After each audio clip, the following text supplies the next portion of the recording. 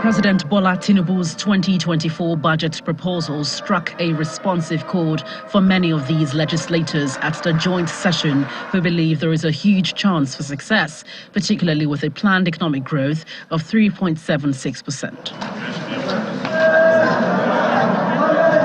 Although the lawmakers have barely a month to conclude the budget defense process, they show a determination to double down on the scrutiny of the budget.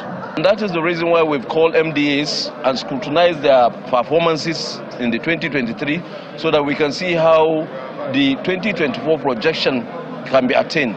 There are a lot of leakages, and we're working on how we can block those leakages.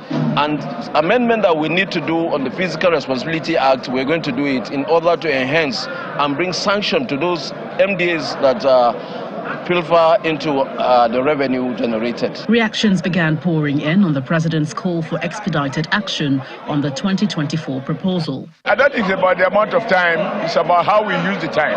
We have a constitutional duty to go line by line, issues by issue, and ensure that the numbers, agrees with the shared microeconomic objective. The proposal is bold and courageous. I think that the legislature will have little or not too much work to do.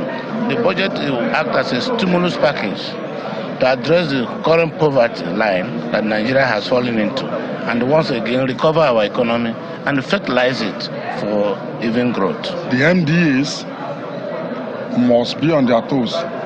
They must be ready to come for the budget defense 24/7. The last time when we had to screen ministers, we had to suspend our recess in order to do it, and we worked till 11 at night some days. It might have to be the same thing again this time, but because really the time is short. There are various reactions to the federal government's borrowing pattern and the Senate president's request for a reduction of the nation's debt profile. Above all, Africa is a very fair budget, except that we have to look at the area of funding, the area of borrowing, because now we are borrowing 8.7 trillion naira, which is about $8.9 billion. So obviously speaking, I think that's not too much of borrowing for 250 million people. What we need is more transparency.